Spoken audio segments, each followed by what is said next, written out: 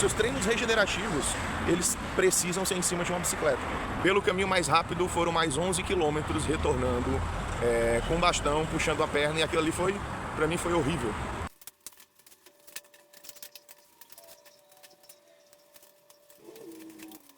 Bom dia, galera. Hoje treino regenerativo. Na minha planilha tinha só corrida, mas eu sempre gosto de ficar fazendo essas variações. Prometi também pra mim que eu ia pedalar mais, porque isso me ajudou bastante com o volume na corrida no passado. Então, como me ajudou, né? Eu vou continuar fazendo o que dá certo, que é pra manter aí os treinos, o foco, até chegar na minha primeira prova-alvo desse ano, que é a maratona. Cara, só aproveitando um ponto aqui que eu tô nessa subida.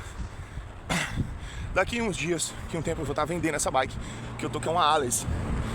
E até hoje, eu nunca encontrei uma bike que subisse melhor. Eu tô aqui só com uma mão no guidão, a outra segurando a câmera e conversando com vocês. E é muito fácil. Nunca foi tão fácil. Doideira. Vamos lá para uma conversa rápida. No ano de 2020, quando eu treinei para minha primeira ultramaratona, o volume começou a subir. Poucas provas eu tinha feito até o momento, sempre provas de 5, 10 km. Tinha corrido uma prova de 10 milhas também e uma prova de 15 km ali em trilha, então nada de muito extraordinário. Nesse meio tempo eu estava fazendo muita subida, descida, correndo no mato, a gente estava em pandemia e a única opção era trilha. Minha prova-alvo de ultramaratona também era trilha, então todo o volume foi em sobe e desce, morro, terreno acidentado, areia, da forma que dava, mas sempre reservado pro trail run. E aí eu lembro muito bem, inclusive, eu ia fazer um longo de 25 quilômetros.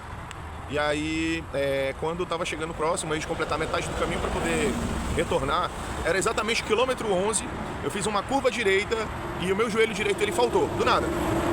E eu caí no chão, não entendi o que tinha acontecido ali naquele momento, tentei levantar algumas vezes, e aí a sensação era que o joelho estava solto, e ali foi um perrengue, né?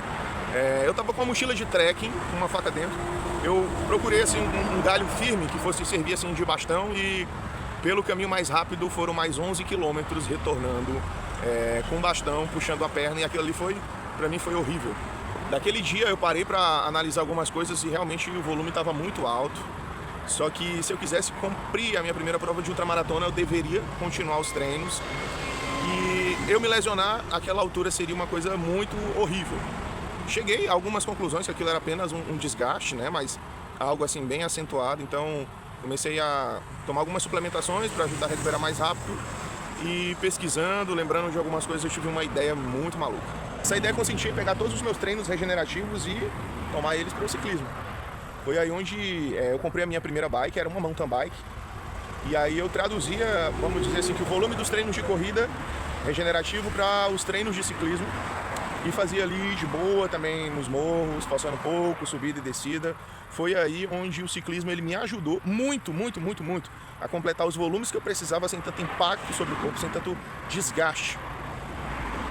E é por isso que eu digo que os seus treinos regenerativos, eles precisam ser em cima de uma bicicleta.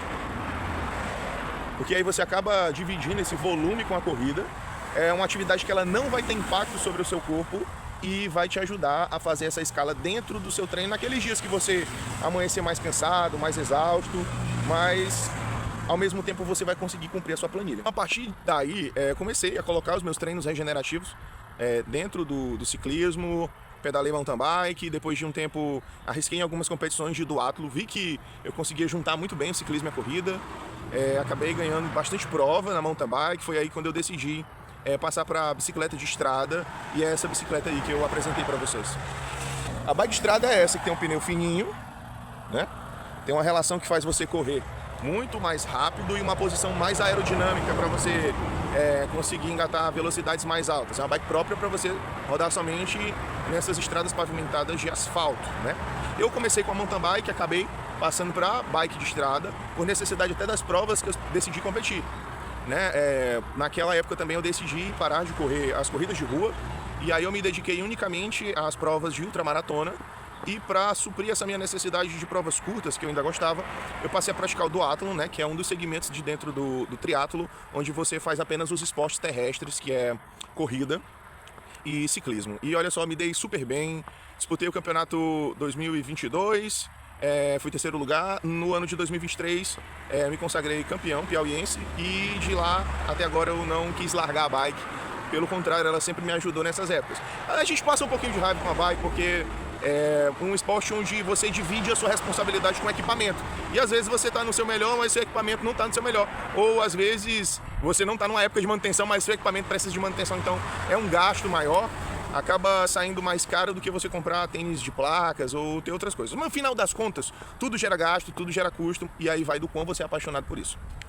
Eu recomendo para todos que gostam de fazer volume, distâncias maiores, ou se quiserem se poupar um pouco do impacto da corrida, a praticar o ciclismo, ok? Algumas pessoas têm medo de trocar um esporte pelo outro. Cara, se você tem decidido aquilo que você gosta de praticar, decidido o seu hobby, o seu esporte, aquilo que você ama, você nunca vai trocar. Eu nunca troquei a corrida pelo ciclismo, pelo contrário, o ciclismo ele me impulsionou muito mais na corrida e acabou que a gente tem dependência um do outro. Hoje eu pedalo para poder recuperar a minha musculatura de forma mais fácil, para eu no outro dia conseguir correr muito melhor, então isso tem me ajudado bastante.